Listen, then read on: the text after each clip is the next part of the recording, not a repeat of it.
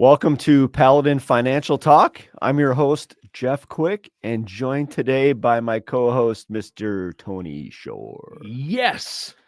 Fantastic. This is great. Now, explain the hat today, Jeff. Well, as you've noticed, the last handful of podcasts have all had a Christmas movie theme. Obviously, I am Buddy the Elf today, and we're going to learn some financial lessons from the movie Elf. We're going to dig deep and hard, and we're going to find some in there and have a little bit of fun. Yeah. So, Jeff, you're Buddy the Elf today. Did you eat spaghetti with syrup yet? I did not. I do love spaghetti, but syrup is not one of my 4 food groups.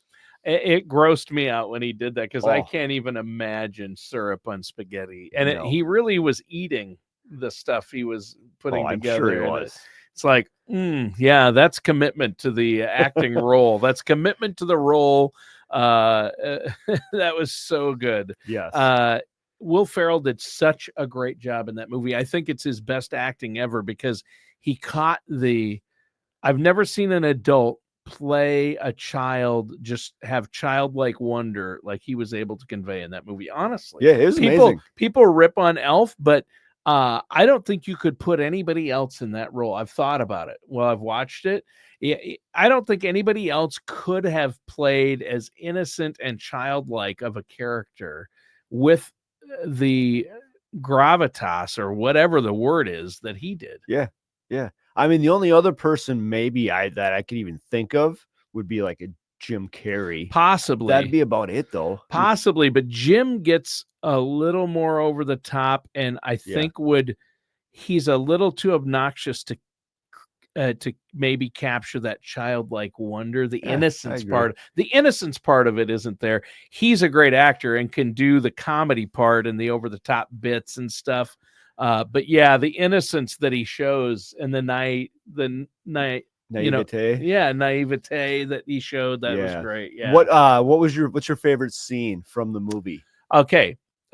Speaking of great actors, my favorite actor in the movie is Peter Dinklage. Yes. Who plays the famous children's book writer that they bring in.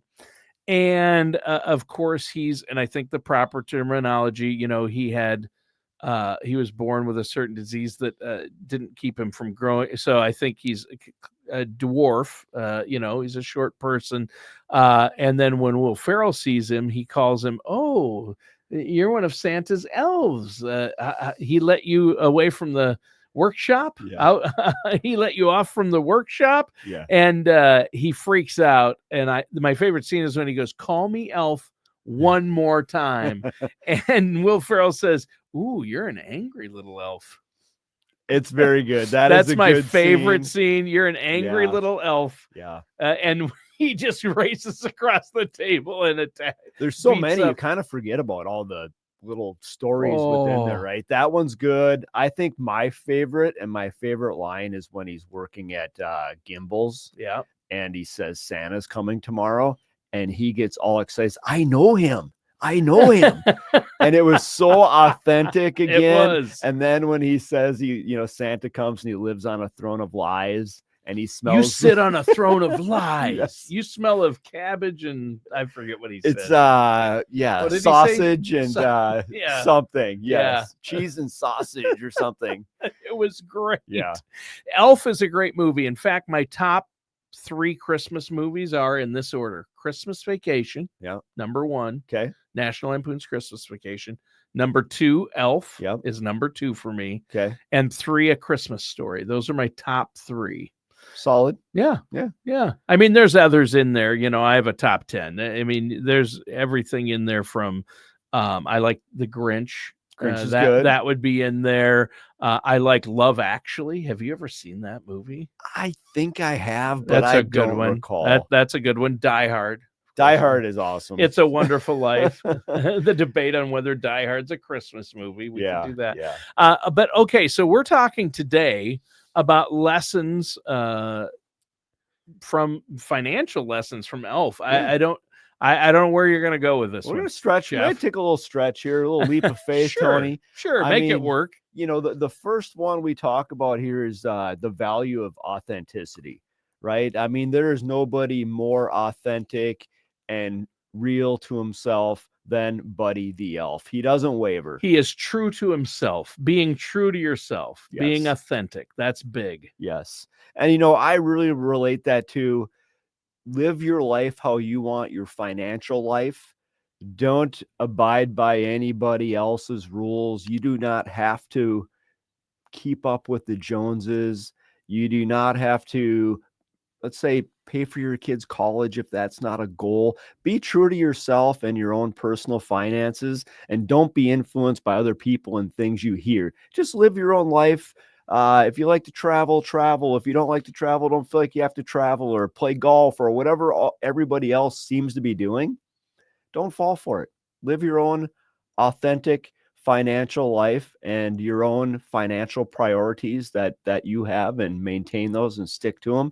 And I think you'll have a much happier retirement. That's a great point, Jeff. I like that. And it reminds me of things you've mentioned and the others have mentioned on previous episodes. And that is, don't follow the financial path of your neighbor or your buddy or your brother-in-law or your parents, because they made financial decisions that were unique to them and they had unique goals.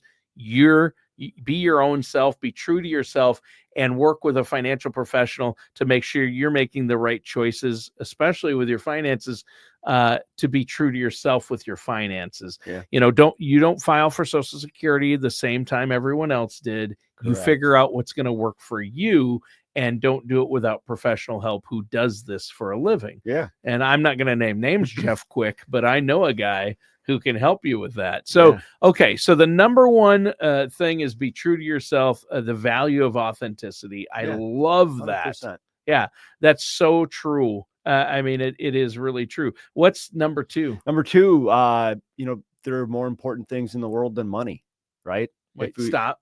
Wait a minute. Wait a minute. When did Jeff Quick say that? 2:10 on Thursday.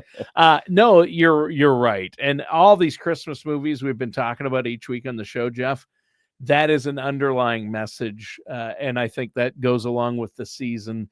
It's not about the material things or wealth always. There's a lot more to it. Yes. Sometimes being there for people is the best gift you can give them. Yes. Being a good friend or a good family member. Right? 100%. Yeah. Yeah, there's a lot of things that are important, right? Just spending time with family. I'm not a big work-life balance guy. I don't believe in balance. There's peaks and valleys to Yeah, everything you that's do in true. life, but be sure, you're investing in other people, your family, your kids, your friends. Make sure they know that they're important to you and it's just not work, work, work, because as we all know, tomorrow's not promised to anybody. It isn't. So be sure you're taking care of what's really important, what matters. Yeah, and money is important too, but money should just be a tool to help others and to help achieve those goals and to help you be a better friend to people and be a better person. Yeah, 100%. Yeah. One of my favorite quotes of all time, we had a gentleman come and speak, Dr. I think Steve Elko. Oh yeah, Steve Elko. You remember Yep. him? You've probably Yep. seen him before. Yes, I have. And he had a phrase. He said, if you lost everything you have today, right? Everything you have and love and care about was gone today, disappeared, and you got it all back tomorrow, tomorrow would be the greatest day of your life. So appreciate all those things that you already have and don't take them for granted. Oh, I like that. Yeah, I remember that. And I don't remember a lot of phrases and things that we hear, but that one always stuck with me. Yeah, that's the lesson of gratitude. Yes. And that's an important lesson to learn and something we can easily lose sight of when we get emotional about finances, when we get too caught up in things and our lives. You need to prioritize finances, but not in that way. You need to appreciate what you have and Yes. where you're at in order to be able to enjoy tomorrow as well. Yep, 100%. Yeah. And going along with that, you kind of got into it right there, the importance of planning. I mean, just having a plan is going off, right? He kind of lived his life a little by the seat of his pants. Haphazard. Elf was a little haphazard. Absolutely. Which is great. And everybody should do that from time to time as well. But you should have a strong financial plan that you know is going to provide you with the best opportunity to achieve your and your family's financial goals. Yeah. There you go. And that's a valuable lesson. Have a plan.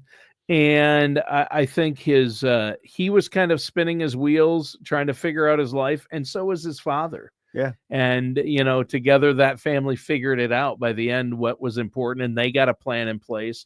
His dad, played by another amazing actor in this movie, James Caan, Yeah. a legend. Yeah. James Caan played his dad phenomenal. I mean, I don't understand people who don't like that movie. Now, some people, they just don't think Will Ferrell is funny, but Elf is one of the most popular Christmas comedies ever made. Yeah. And there's a reason. I think it's hilarious. If it's on my television, it's one of those I don't turn off. No, I don't either. I have to go watch do something else besides watch this for the 16th time this week. It's on constantly. It is, but it's so good. Yeah. It's a great movie. There's so many great lines from it. I absolutely love that movie. But financial lessons, having a plan, both him and his dad needed a better plan. Yeah. They eventually got there, Yes. but they made some mistakes along the way, both of them. Yeah. And we're all going to, right? You're Sure. going to make financial mistakes every once in a while. Hopefully they're not major ones, Right. which is one of our main duties as financial advisors is just to be that wall between making a huge financial mistake, right? Emotional, there's things that happen in life and people can make bad decisions. So it's important to have a professional, a non-emotionally involved professional that can help you make some smart financial decisions as you go through, and your plans are going to change from time to time. Yeah, that's really good. And I think for number 4 that you have, I think I kind of gave a spoiler on this one earlier when I mentioned gratitude. Yeah. But what's the 4th lesson? Yeah, generosity and gratitude. Yeah. Right? They kind of go hand in hand. Yeah, they really do. But generosity is a good one. And that brings me back to what I said earlier, Jeff. I really believe this, that the most generous thing you can give somebody else is your time or being there for them. Yeah. Listening, being there for them when they need something, not a physical gift. 100%. Except for our relationship, Jeff, what helps me the most from you isn't being there for me. It would be money. Yeah. Financial money, gift cards, snacks. You like snacks? Gift card for pizza. I mean, I'm just throwing that out there. Hey, it's probably in the cards. Yeah. All right. Well, this has been great. We love the movie Elf. There are a lot of lessons in there, obviously. Be true to yourself, but at the same time, have a plan. Yes. Yeah. And work with a professional that can help you. Yes. Right? 100%. Yeah. Yeah, and that's why they brought in, I forget his name in the movie, but Peter Dinklage's character, that writer who said, I've got, this is full of great ideas here. He brings in the book. And so they know that they got to a point where they needed a professional who's done this and had success. Correct. Like you have with your clients. So I think that's fantastic. Now, Jeff, if somebody somehow has financial questions from this episode or any episode, or wants to get a plan in place or talk about retirement or investing, how can they get a hold of you? Yeah, they can give us a phone call, of course, at 651-842-8406, or they can contact us on the World Wide Web, as we used to call it as well, right, at paladinfinancial.com. All right. Thanks, Jeff. Listeners, pick up the phone. Call Jeff Quick at Paladin. He and the Paladin team do a great job helping folks with retirement income planning, financial planning. That's fantastic. And the initial consultation, there's no charge, no obligation. Hoping everyone has a very Merry Christmas and Happy New Year. And I hope if you haven't seen Elf or seen it this year yet, that you do. It's a must. It'll warm your heart. I love that movie. Thanks, Jeff, for picking this one. Yeah, thanks, Tony. One of my favorites. And that does it for today's episode of Paladin Financial Talk with our host, Jeff Quick.